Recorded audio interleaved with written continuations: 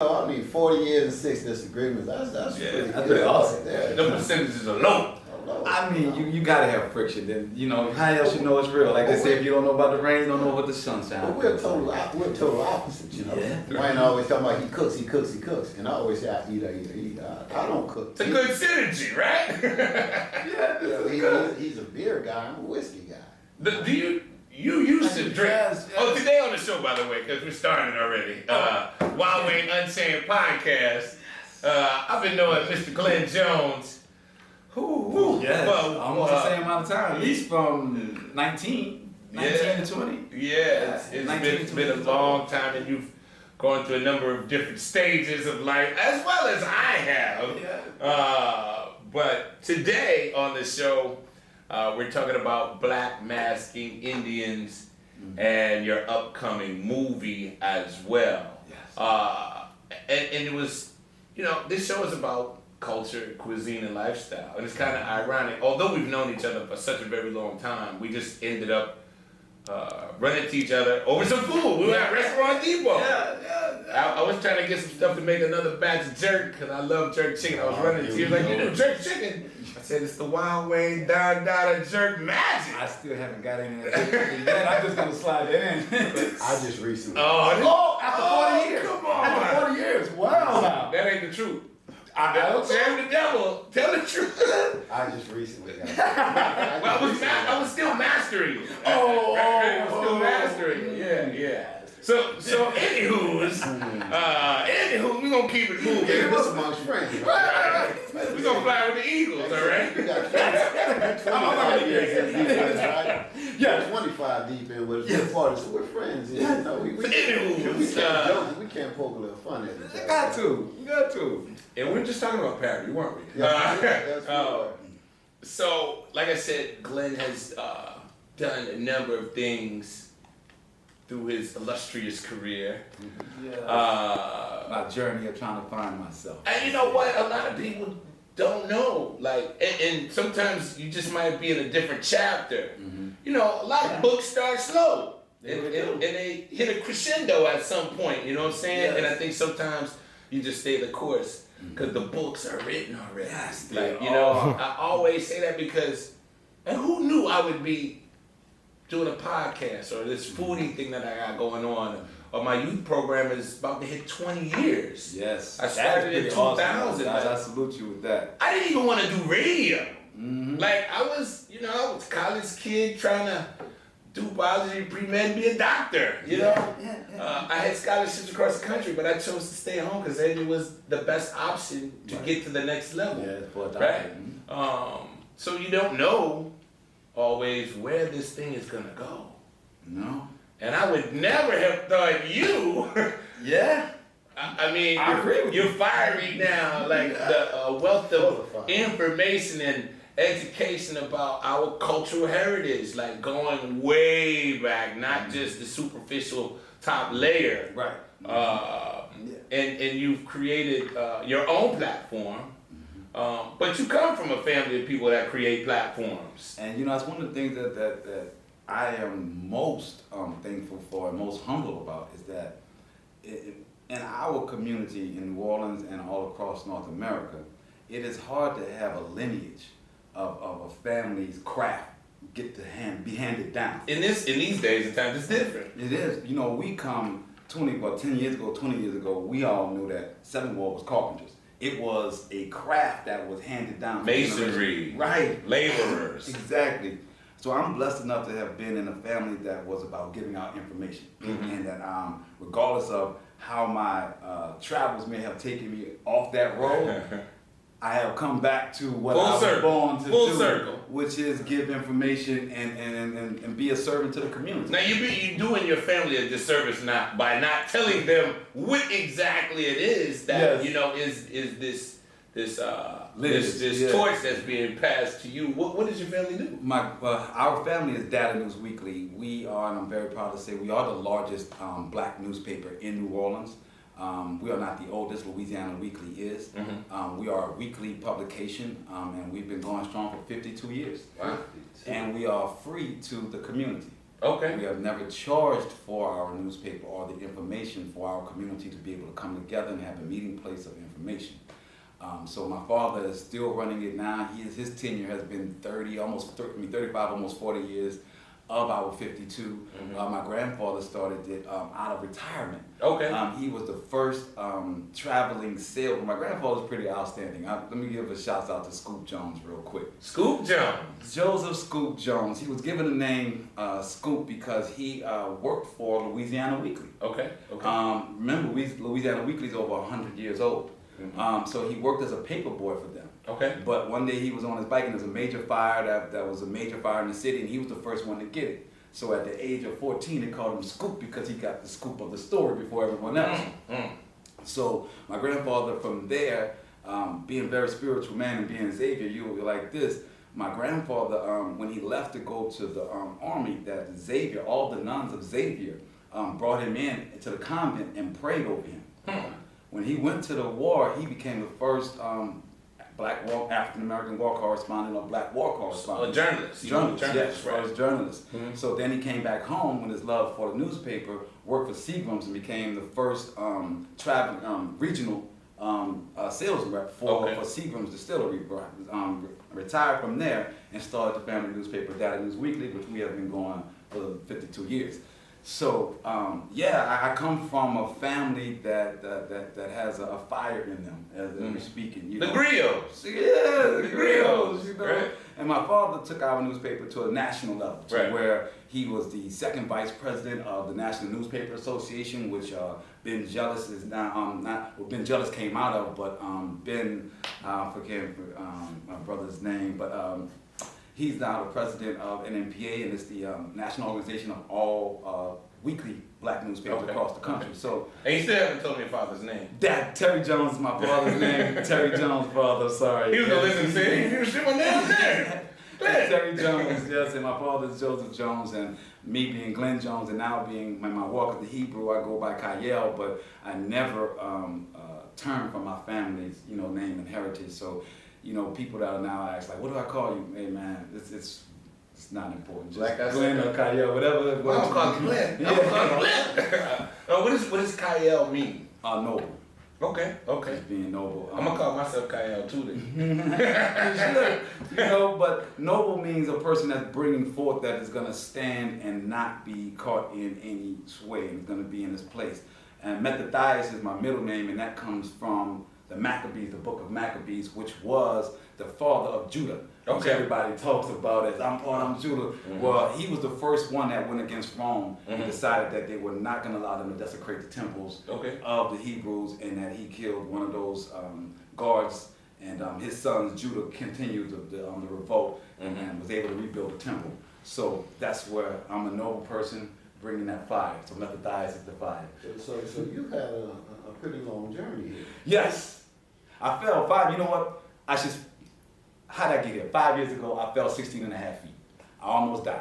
I went through a ceiling. I had to learn how to walk again. It took me 2 years. What happened? Ceiling gave way or something? It was leaking already. It was profusely leaking and seared. I guess I can't say the name. Y'all need to take that out. I was like, I need to lose them. But them people, right? Them people sent their people out and asked me to go up to the attic to show them what a leak was.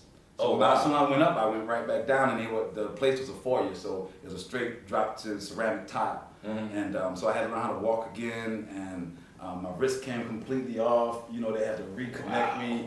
Ruptured L1, L5. So when those things happen to you, you go through the question of, why am I here? There's a lot. I was reading this article about people that have epiphanies.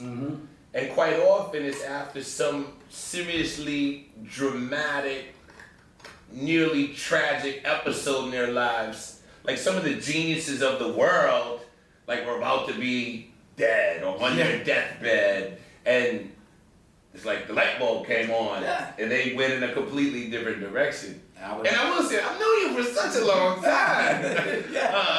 And we had lots of fun together. I'm just gonna say that. Yes, we did.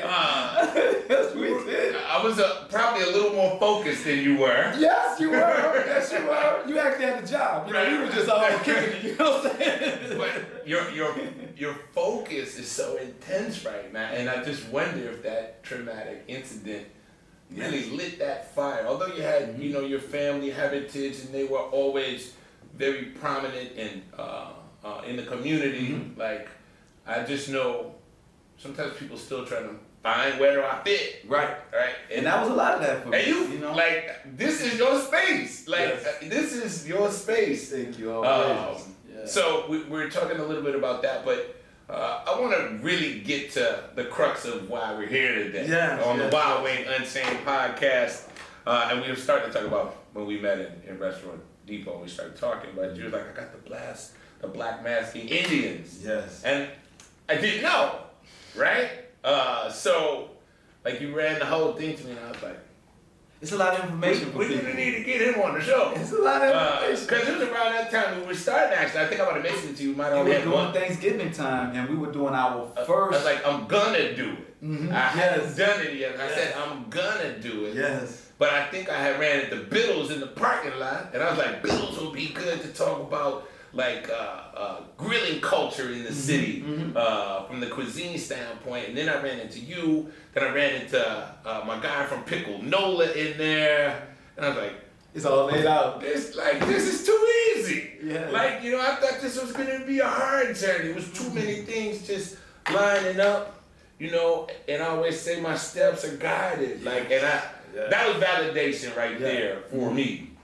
What it was for me that day, if I could, because you was telling me about the narrative, and that was the thing that Kept kept saying it. and I controlling the narrative, and I said, man, you are hitting right where we are, because we are changing the narrative right. with being black Indians and not Mardi Gras. We're not talking bad about Mardi Gras Indians. We understand that is a working title. That's how many brothers and sisters in our community put food on their table as a working title. But who we are as a people is the black Indians, and that was our mantra. So it was the same as yours with the narrative change. So I knew this was gonna happen sooner or later.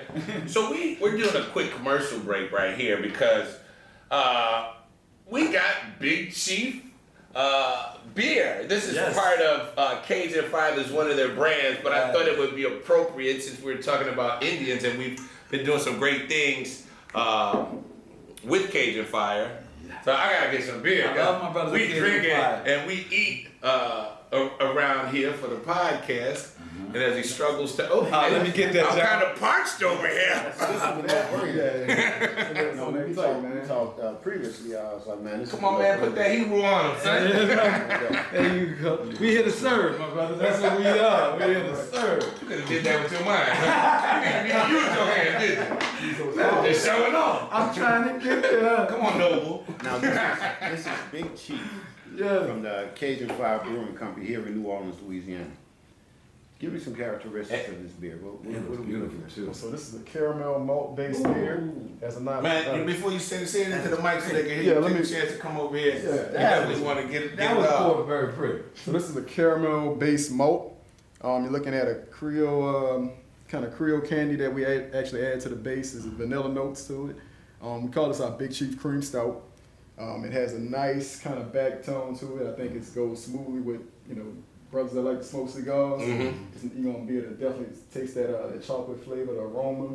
It's off the chain. It's black owned, black brewed, and I think it pairs well with our honey ale that we also have.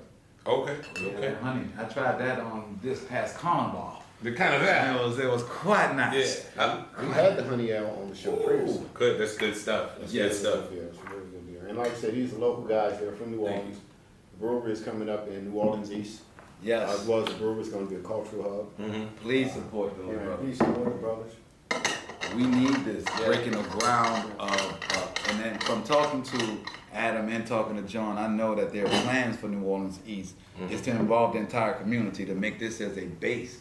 And that's why we're working with them in Black Masking, bringing out the chiefs and the culture as much as we can, and doing as much as we can with them, because these are brothers that are from our community. And John, come on, man, John is Homer Indian. You know what I'm saying? He is an actual, you know what I'm saying? So this is, this is who we are here. And that's the only thing that our whole effort with our black maskings to show each and every individual, man, that what we were told as a child was true. Right. You got Indian in you. So with the black mask Indian, right? There's specific tribes, or how many tribes are there? Great question. We had done a series called the 42 Tribes series. Now, that was the active number that we had during the tricentennial last year. So we embarked on and we are interviewing all 42 of those big chiefs. Now, how do we know the 42? Well, there's the Norman Dixon Fund and Norman Dixon, if you guys don't know who Norman Dixon is, learn about our true culture of our city and then do a little research on Norman Dixon. Well, the Norman Dixon Fund, through the Jazz and Heritage Foundation, they provide the permits for all the second line associated pleasure clubs. They pay for it so that they can go out and do the traditions. They pay for everybody? All of the second line associated pleasure clubs. But the New Orleans one. The New Orleans ones. Because they've kind of bastardized second line with all of these folks from other areas of the world. Yeah. Major corporations, weddings, etc. Blah, blah, blah. Well, let's hope that the Jazz and Heritage Foundation is doing their due diligence and that they are making sure that these are traditional ones and indigenous people. Right. Okay. And they also buy feathers for the tribes. Okay. So cultural preservation. Yeah, cultural preservation. So the list that we have from them, because this is a secret, people say it's not secret because they come out on Mardi Gras and St. Joseph Night, but the actual traditions and the actual culture is a very close held knit culture and education. So there aren't people that's gonna just have a whole bunch of businesses that you can just go to the New Orleans phone book and be like, Big Chief Black is doing this, Big Chief Green got this, and it's not like that. It's on one of our previous episodes we had Big Chief Donald Harrison, and there was so many things he could not or would not tell us. And we're like, well, the purpose of the podcast is to. It's like, some things remain within our tribe and our organization. And even like some of the younger ones, they don't tell them everything until they kind of pass the test. Right. You know what I'm saying? And I was like, okay. I'll give a quick story. Monk Boudreaux, we're doing an interview with Monk. And who just got married this Mardi Gras, right? Monk is one of the oldest. He brought. I saw that in the paper. Yeah, Monk brought the music. He was in that line of Jolly from the Neville's and Bo Dallas, and he started out real early traveling the world with this. Monk said that he didn't know that his mother spoke the actual indigenous language until he was old and they were at a party. And his mom saw her old friend. And he said he went up to his mom and said, why you didn't tell me that you could speak like, the language? She was speaking in tongues or something. And she said to him, well, we couldn't trust you. right.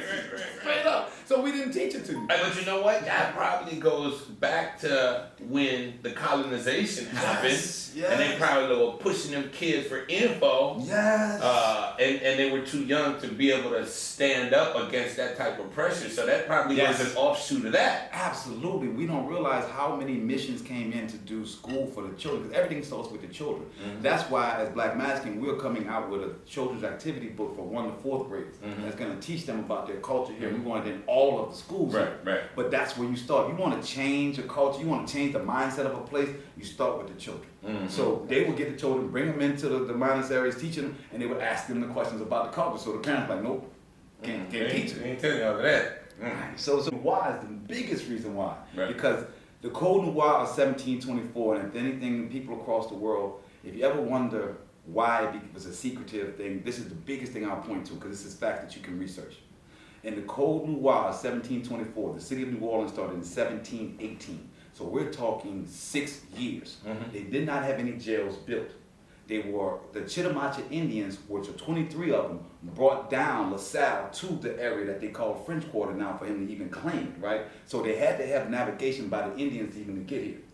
Then they tried to enslave them that first year in order for them to build the city. Indians kept getting away.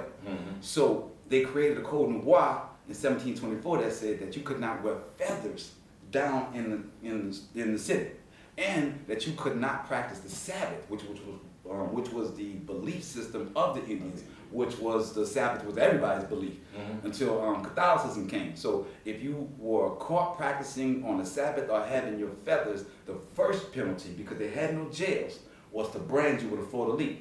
The second one was to cut your hamstring, and the third time was to cut your ear off. So it went underground for 100 years. Right. Okay? So from 1724, the next tribe that came out that actually got a charter was the Creole Wild West, Big Chief Lil Walter and Howard, you know about, and they came out, that tribe got its charter in 1830. Okay.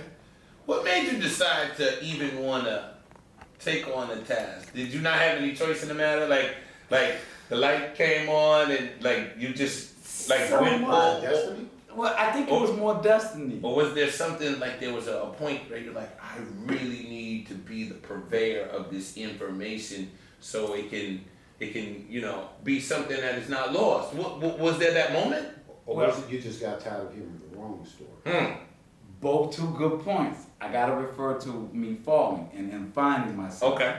In that time frame, a lot of things started coming to me. The Most High started telling me that I put you in this family for a reason, a newspaper, because you're. And then I started learning that the way that our communities first started to communicate during colonialism was through the newspapers and through the church. So I said, okay, well, I'm not gonna be a preacher. So I'm definitely. I knew that. Yeah, I knew that. So I knew that. So I said, okay. So I'm not just aimlessly as a child. So let me fast forward. So in that and knowing that was my, I started researching and learning about Planned Parenthood. And when you ask about the fire, Planned Parenthood is what set me on fire. Had eugenics had me on fire. My understanding of that really said I need to do something. Because it felt like you were tricked. I knew I was tricked. But you didn't know it before that moment. Right. Then after you learned, you was like, wait up a minute. Minutes, right? So being hurt, and a lot of people, and I relate this to going to jail. And our community that's in jail, that's been locked up, is a community that we're gonna really have to rally around. But the Most High sits us down. That was my sit down. So like a person that's in jail that come out saying they know Jesus, I don't rock with that. But I was set down and I was told to look, understand that you have a bigger purpose and stop. And I will bring you your purpose. Instead of you trying to find it, instead of you being a hustler, instead of you taking all that fire, sit down. And that was something that I never did, was sit. Right.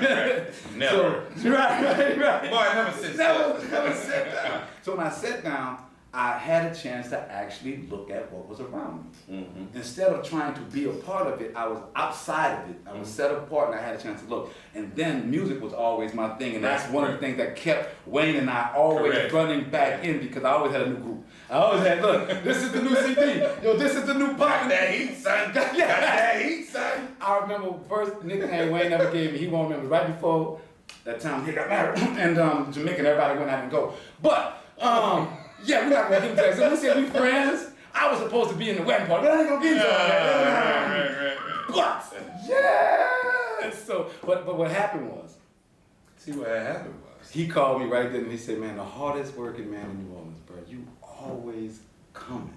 He said, I'll give you one thing, Glenn. You don't stop coming.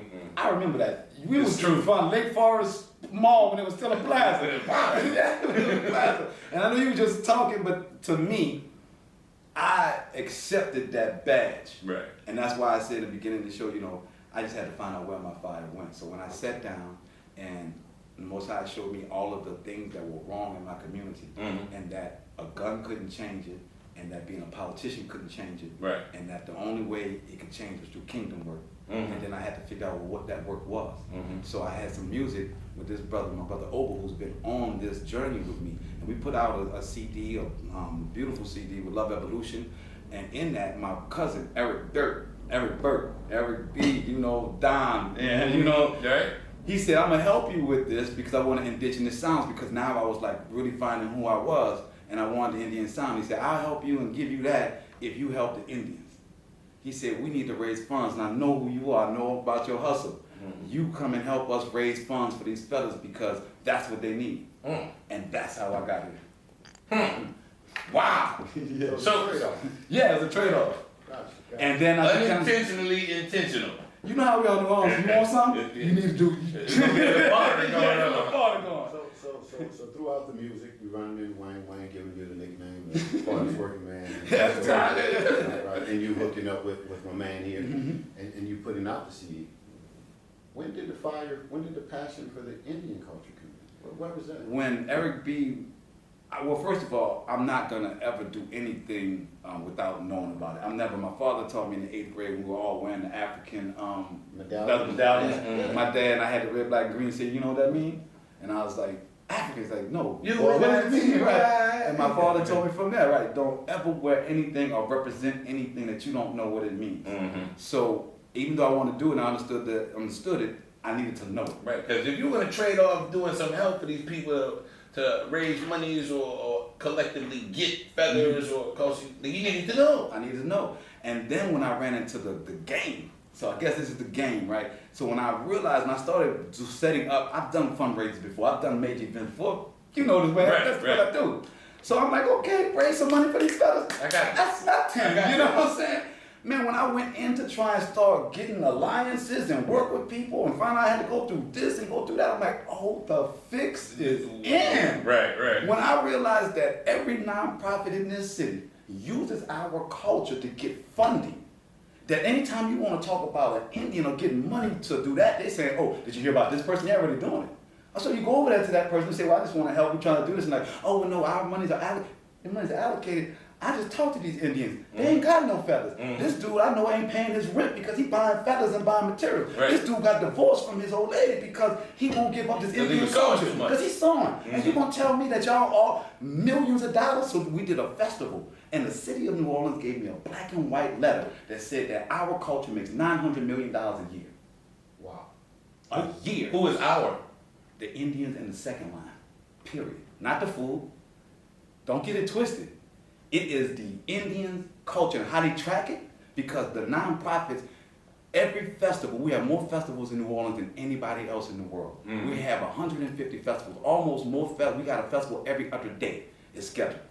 Those festivals have a nonprofit associated with it. They get, that nonprofit applies for cultural enrichment, which is directly meaning the Indians. We are the culture. So if they're gonna enrich the culture, they're talking about enriching us. These are the flim-flam words. So then they come back and get this to enrich the culture, and then they get $50,000 to put this festival on, and they pay the Indians $150, $250. Right now at the Jazz and Heritage Festival, which raised so much money, they put them in the horse's stall before they come out. They are stuck in the heat, no air condition, with horse smell. Wow. So the more that I found out the fix and who was in, the angrier I got. And I'm from New Orleans. Y'all can look my record up. I'm about that action. I couldn't go and do that. That's not something I could bring that action to. It's not a picket line. That's intricate bureaucracy that has been used to bring the funding to this city. This city lives off of tourism. Convention Visitor Bureau changed it to New Orleans and Friends is their new name. Right. And it's all said about the culture. Well, what organization has money going to the Indians? Not one. The only one that buys feathers is part of the second line, which is the Norman Dixon Fund. So you're only getting about $40,000, $50,000 worth of feathers. It costs $500 a pound. Each chief wears at least 5 to 10 pounds himself. So when you're talking about only $50,000 worth of feathers, it averages out to 4 pounds per tribe. Wow. $50,000 averages out to 42 tribes at 4 pounds. A chief wears more than himself. What are the rest of the Indians gonna wear? He wear that just on his wrist. Exactly. So we got all these nonprofits that get funding about culture, create these festivals, pay for these expensive white artists to come in because they say they need that, but actually you wrote it off of the Indians. You wrote it off of the second line. You wrote it off of the culture. Wrote the grant proposal. Yes. Mm-hmm. So there's, why has no one, really, I didn't know all of this. I didn't know that.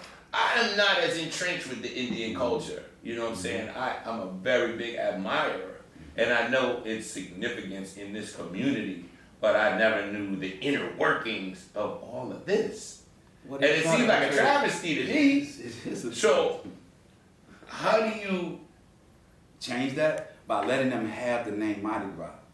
See, when we get into pencil whipping, we understand that things are associated to a name. So just like Prince said, I'm the artist, and let you have that. Right. See, the funding is wrapped up in the word Mardi Gras, which has nothing to do with us. Because Mardi Gras started in 1858 by Comas.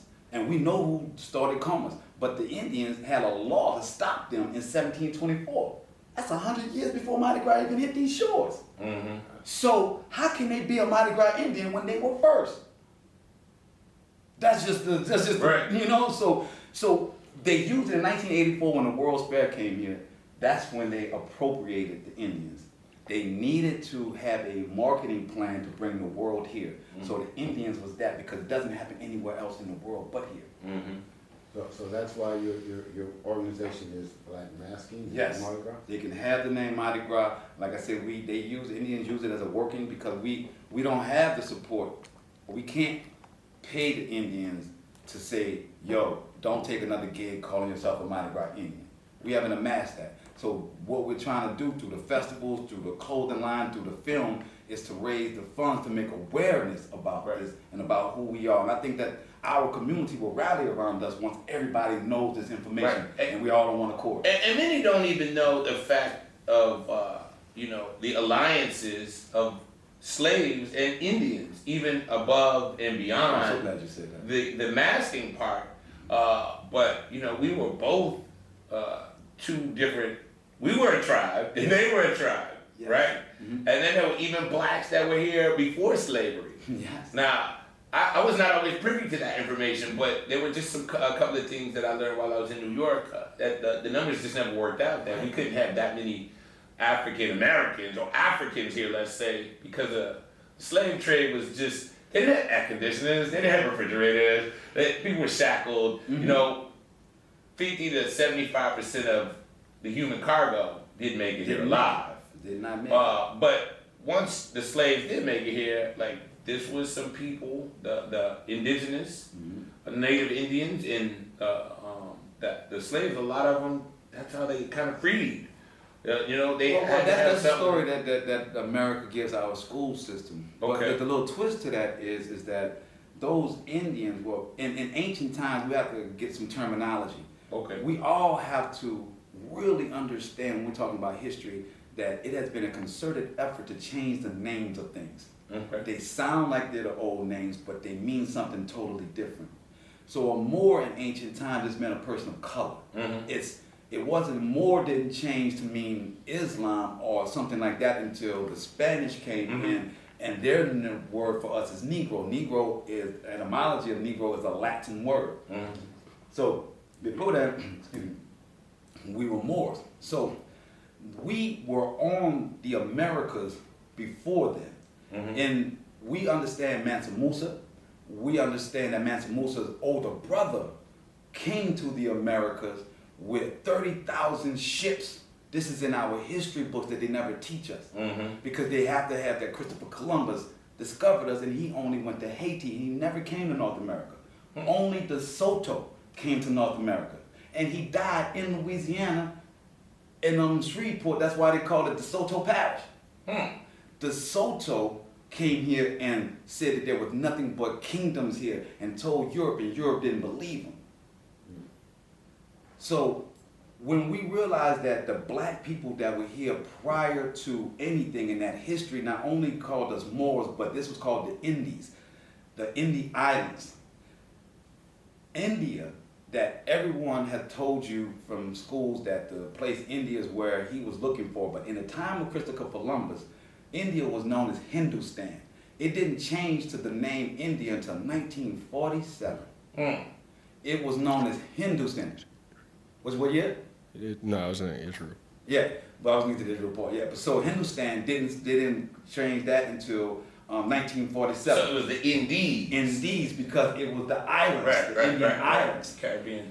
And they also called a place right above Ethiopia. There were, in the ancient time, there were 3 Indias. Hindustan, the one above Ethiopia, and all of the Americas.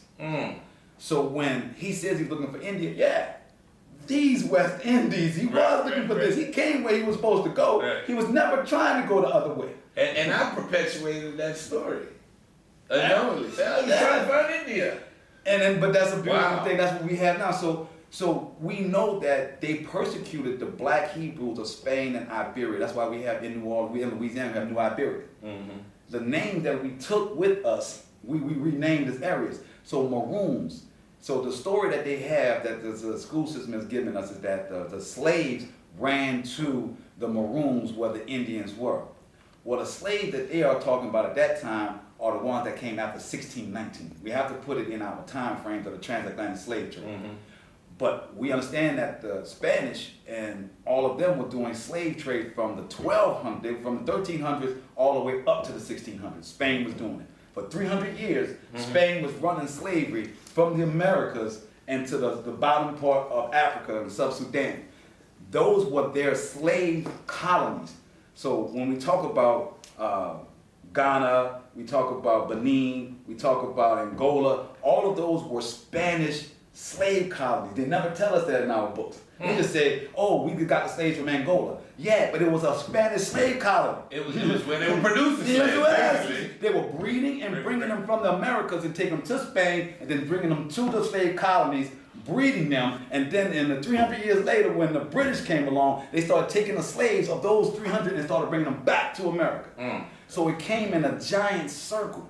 So when we say that the slaves that came, it was their distant cousins from 100 and some odd years that had been bred in the slave They were coast. returned. Right, and they were brought to the ones that fled to the Americas, which is John's family from the Homer Indians, the Atopeka Ishak. All of these are tribes, and if we go past the Hebrew, they were part of the 12 tribes.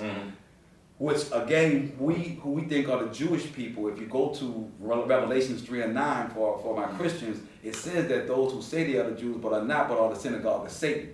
It's only one synagogue in this world. So when we understand that he's saying that they are Jews but they are not, then who are? So we prove that in the 13th, I'm going to give this last little part to prove that there were black people here.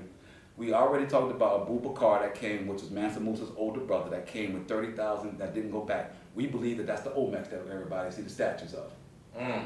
Now you have the Sephardic Hebrews that fled from Spain that came into the Americas.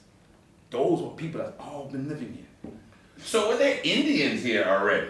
Because Because it kind of sounds they are like indigenous. the indigenous people of America. Or were they No, they were relatives of the early Africans that were here or what? Well, when we talk about it, we only talk about the land masses when they were split. The people that were here already was when we had Pangea. Correct.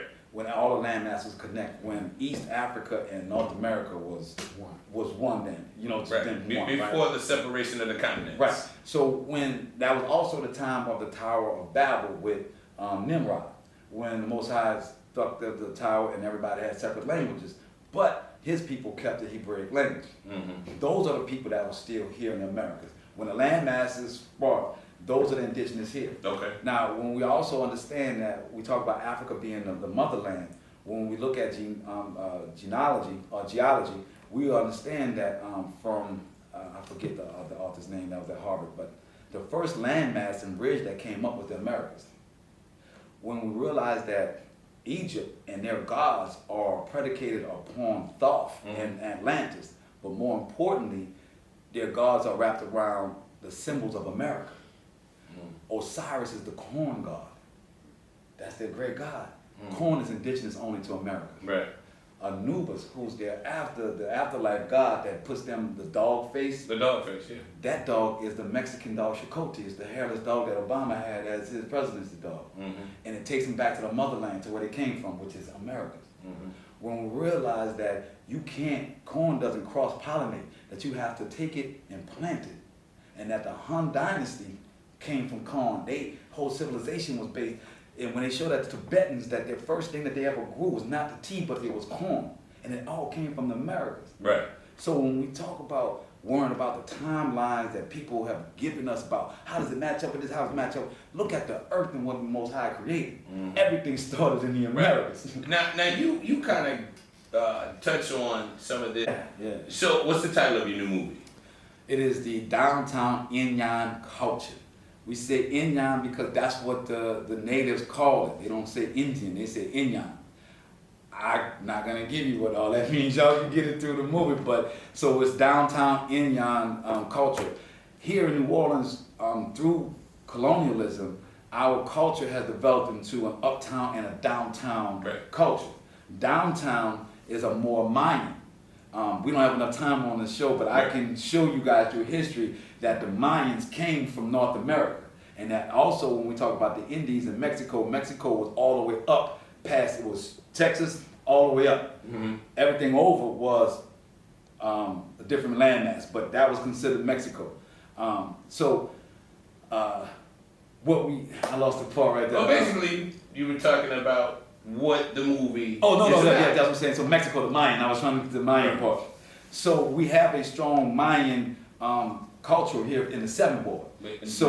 Downtown. So what you saw in Tootie's suit is what you'll look like a Mayan calendar. So when you see the Mayan calendar, it's the sunburst. Right. So many of their aprons have a sunburst. So downtown is also 3D. Right. So they sew and bead on in 3D imaging. Uptown is a flat beading style.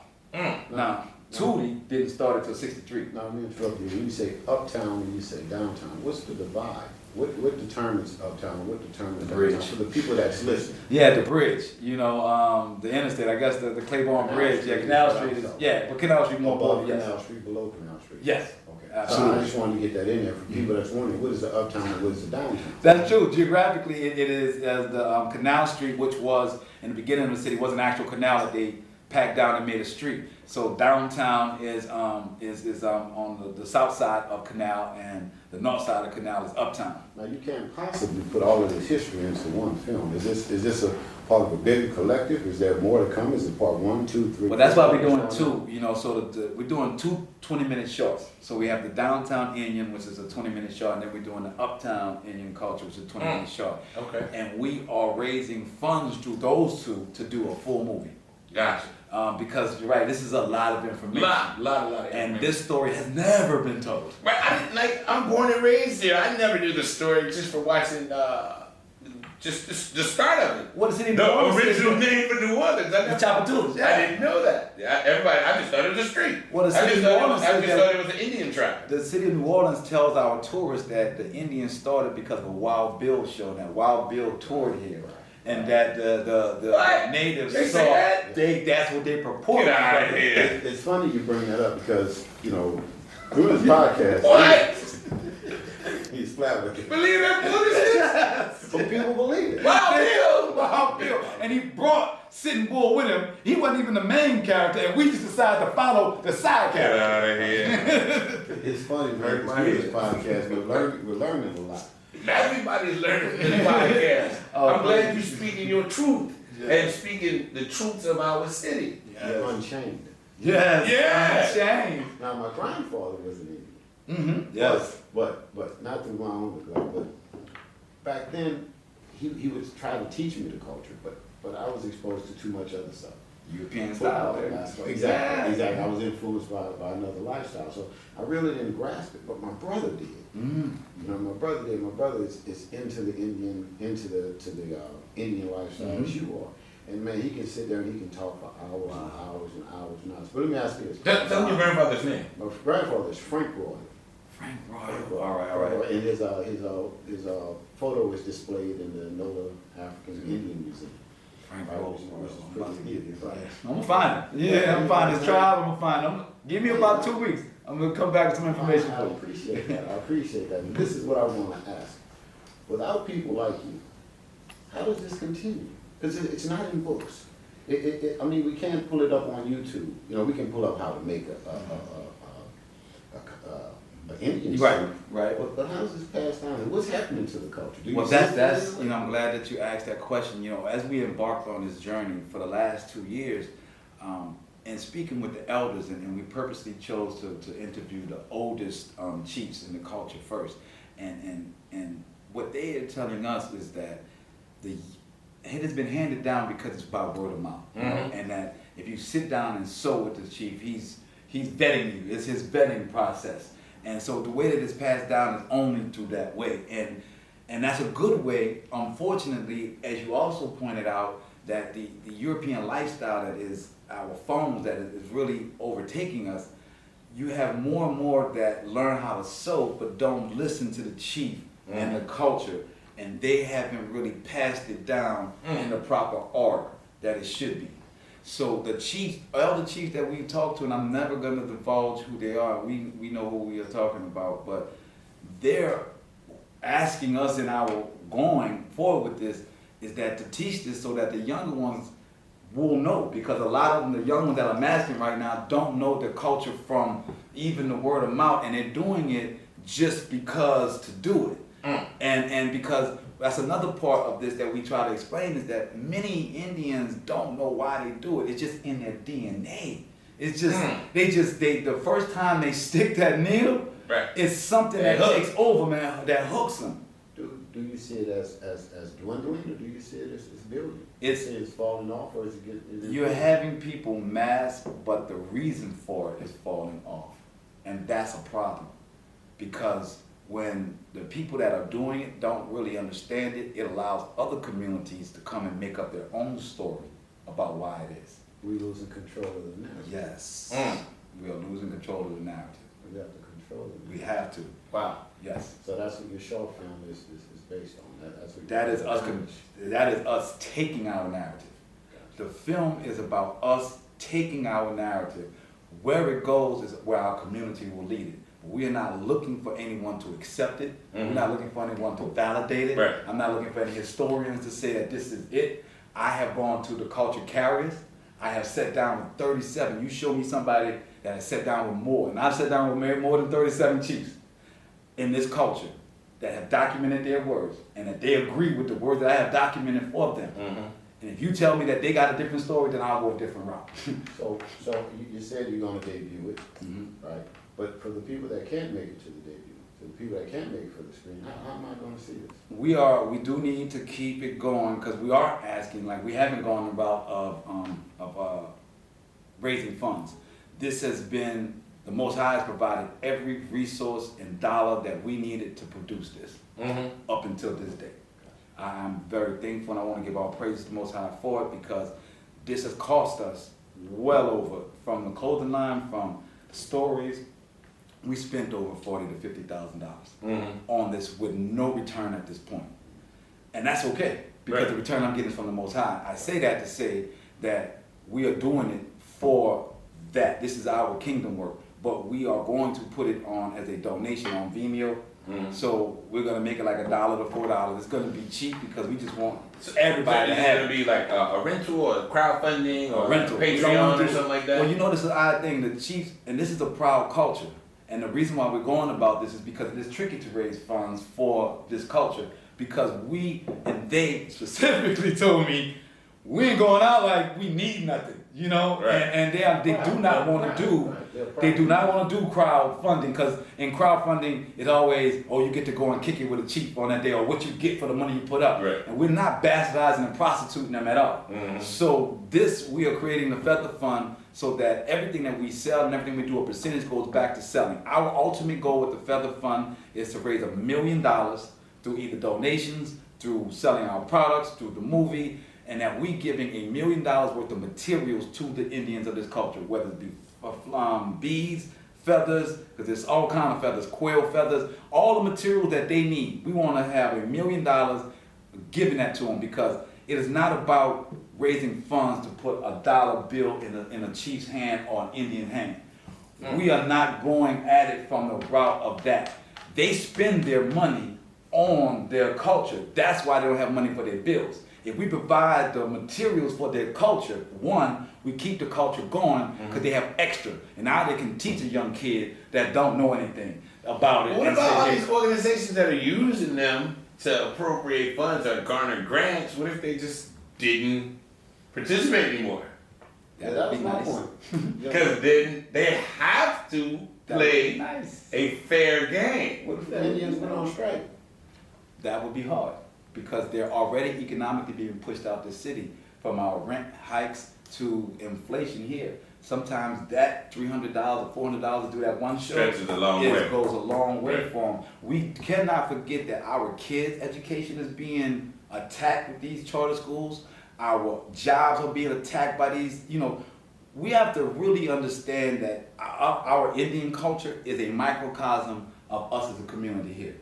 Meaning that the way that they are being shut out is the way that all of us are being shut out. It's a snapshot. It's a snapshot because a lot of the Indians aren't what we call educated, right? And learned, and it's meaning that they've gone to college. So we are talking about high school educated people, and when you look at it being a bad thing, you should look at it as being a bad thing because Louisiana had traditionally had the worst education in the Union since the inception of it. And New Orleans before the Civil War was the richest place in North America. Quote that and know that before the Civil War, We've said it on the show before. New Orleans was the epicenter of the world. of the world. Of the world. And education was highly touted Yes. at a particular time. So you can't tell me that this is not a design or a plan. Right. Because the people here ain't stupid. I know you're not. We know many people that don't have what we call a college education that is smart as I don't know what. So there's a systematic reason why education is not being done well here. There's a systematic reason why our people aren't raising themselves to the level they need to. Right. So when we get that and then we apply that to the Indians and the fact that they are not going to fill out grant applications because that's the first thing that the Europeans tell you. Oh, we got this. Go fill this application out. Right. Right. That's not where they're going. So we are trying to be a filler place for that. So you be somebody that puts it together to appropriate it properly to where it goes. And Yes. you still kind of have that point of separation. Yes. Gotcha. So with the movie, you're doing 2 parts. And ultimately, you would like to have a bigger part that comes from the 2. That's an Yes. even more holistic That piece. brings everything together. Right. Are y'all submitting to like film festivals? We will be. We will Okay. be. We will be. We've just, like I said, since it's our funds, we've been had to rob Peter to pay Paul a little bit to get it done. So, we had last minute to But get you it know done. what? It's like just the piece that I saw, and I would imagine it's going to be a double-edged sword. But And it's going to be a good thing because of how well it's put together, but it's going to be abrasive to some because it challenges some of the things that they have put in front of us as being truth that's probably not. Yes. So it becomes difficult. Right, so we're going to ask somebody for funding that really believes in the things Right. we're talking about. Yeah, maybe not so much. We don't want to tell them the whole truth. Right. We're not funding That's what them. it is. We're not going to fund them. So- But there are people that do fund these type of things that reveal the truths of the realities and the truths out there. So just keep us posted on the podcast, obviously. So how do I donate? How do I get some funds to you? What's your website? The website is blackmasking.org, and we do have a donation page. Like we've been really on this thing. I haven't been in the mode of raising money. It's been to get the story right, but we will have a donation page within the next day or so. Before the 19th, we're gonna have a donation page where if you want to donate to our efforts, to us continuing doing these educational films, and it'll be that. And because we want to set up in different tiers. Where if you want to support the films that we're making, the education, you can do that. If you want to just go strictly to giving funds to the feathers and the materials, do that. Because even though the films, a percentage of the films the money that we make off the films are going to go to the materials.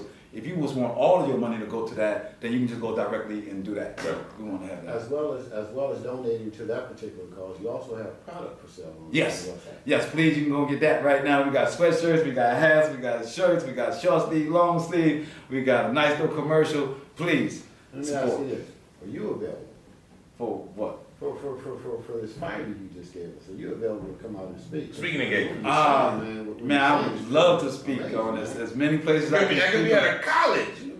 We did one last year. We did it with Delgado, and it's a sad thing. We actually made history last year in 2018. We were the first ones to bring a college lecture about this culture. So we did it at Delgado with Big Chief Shaka Zulu, and we had an actual lecture about this culture. We would like to expand that and then be able to take the film and have chiefs come in and be a part of a lecture. To be a part of history lecture. Yes. Granted. Before you go, why don't you give them the social media info? Oh yes, you can follow us on Instagram at Black Masking NOLA. Also, we have a show we do Monday, Wednesday, and Friday, which is Hebrew State of Being, which is the spiritual aspect of who we were before colonialism, and we tie all that in because on Wednesday nights we do cultural appropriation, where we deal directly with the effects of what's going on in the city with the Indians. We bring on chiefs, we bring on different Indians, and like last week, which I really wanted to get to, I want you guys to know who is who started the Comas, the crew of Comas, which is the ones that perpetuate Mardi Gras here, and who is the ruling class of it. It was started by Albert Pike, who wrote Dogma, Morals and Dogma, who also wrote all the ritual rites for Masonry. He also is a Satanist. He also wrote the book on all satanic rituals as well. Him with Judah P. Benjamin. Judah Benjamin was a senator here, and he also was the Queen's counsel, which meant that he reported directly to the Queen. And the person before him was Sir Francis Bacon. If you don't know who Sir Francis Bacon is, just know that our language is because of him. He is the one that created the English language. He was the last person that was the Queen's counsel. So he took all the money from the Rothschilds and funded Comas and funded the Civil War. Albert Pike, Judah P. Benjamin, and John Slidell were the three founders of Comas, who also started the Civil War. And there you have it. And they started here in 1861. Civil War started in 1865. Look, we didn't mean to blow y'all mind. Lot of history right there. Right there, you know. I'm just glad it came on the show, Man. only because we've been running together for Yes, so long, yes, You've had all of this in your head, and you were sharing this. Man, it's hard to have this conversation sometimes. Some people, man, you say something and they be like, boy, I don't know what you're talking about. Okay. right. But we're just happy that you came on the show because that's what we want to do. We want to make sure that we put this information out there for the public, not only locally, but our show is global. You know, we control the narrative. We're going to say it a million times because it's a good feel to have ownership and control of these things. And you can put it out there. Like I say kind of all the time on the show, like I'd rather us tell the story about us than some other foreigner or even somebody from outside the area come in and tell us about us, because we have our very own rich cultural heritage. We have very colorful people. We have some very great stories that people have not heard. Like, so we trying to put it all on Front Street, and this is right in line with what we do here with the Wild Way Unchained. I gotta tell them about the Chittimacha thing, because this is worldwide. But know that an Indian from here and a Haitian named Diesel Ball met in New Orleans, and together they went up to Illinois and started the city of Chicago. The city of Chicago started from a meeting of two men here, two indigenous men in New Orleans. New Orleans is... And what was the original name for Chicago? It's Chicago River. They started their fur farm trading post on the river of Chicago, which is where the Tribune Towers is right now. Right. So Chicago is the name of the river. And you gotta watch the movie and get all the information. So man, congratulations on all the work that you've done. Big shout out to our friends from Cajun Fire. They brought the Big Chief beer today. It's a nice stout, man. Yes, man. And you know they said when they started, you should try with a cigar. I'm just dying to blow off a cigar right now with it. Seems like a perfect match. Shout out to Buck Jump Studios, our engineer, our ace, Charlie Smith. See Smith on the track. Charlie. Yeah. Also, big shout out to Angelique Phipps, who's over our brand partnerships. And big shout out to Black Masking Indians out there. I am proud of you, bro. Thank you, man. Like, we about to say it, but I'm proud of you, bro. And we gotta share the pride, and we gotta congratulate each other, because a lot of times, you know, you see somebody doing well and you just be like, Yeah, we do. You good, bro. We do. Nah, but I'm sincerely proud of what you're doing, you know what I'm saying? Because everybody don't need to tell the same story. Like, I'm glad you had enough guts and wherewithal to speak this truth and really not worry about what anybody else had to say. And that's always a courageous act. So, and it's necessary. I told the story before. I taught homeschool to my son for a while, and I realized how much was missing. Like, they don't tell you everything. So I'm just happy about that. But big shout out to everybody out there that's catching the podcast all around the world. Continue to listen, subscribe, download. please comment. Let us know what you think about these very intelligent and witty conversations where we talk about culture, cuisine, lifestyle, and heritage in New Orleans and things that are important. Yes. Comment about it. If it moves you to comment, then do that, because all of that helps us, because we continue to rise. We're like top 100 on iTunes, Nice. which is amazing in such a short time. Congratulations, my brother Jack. So we want to. Our goal is to be top 50, maybe top 10. And Oh, it's gonna happen. we have been as high as number 10 on iTunes. Yes. Oh, it's going Believe down. it or not. It's going down. Not consistently, but we've been as high as number 10. So I just want to say on our YouTube, for people that want to see, if you go to blackmasking.org and you'll see all of the videos and stuff that we've done on the Chiefs, and their stories. But if you go to just YouTube, go to Black Masking on YouTube or Hebrew State of Being on YouTube, and you'll get some interviews of the Chiefs and stuff. So, and our social media is at Black Masking NOLA. Yeah. all right, and there you have, man, another successful and informative episode of Wild Wayne Unchained. Yes. Thank you. God. Yes. Oh, Yeah. this was great. Man. Yeah. I ain't gonna lie, bro. This is. But This I is all already about know we're gonna time. have to have you back. 'Cause Yes. there was still so much more we're gonna talk about. On the table, because definitely when we do the Uptown, I like to maybe do a thing, I would like you to bring a drum, an Indian. Yeah.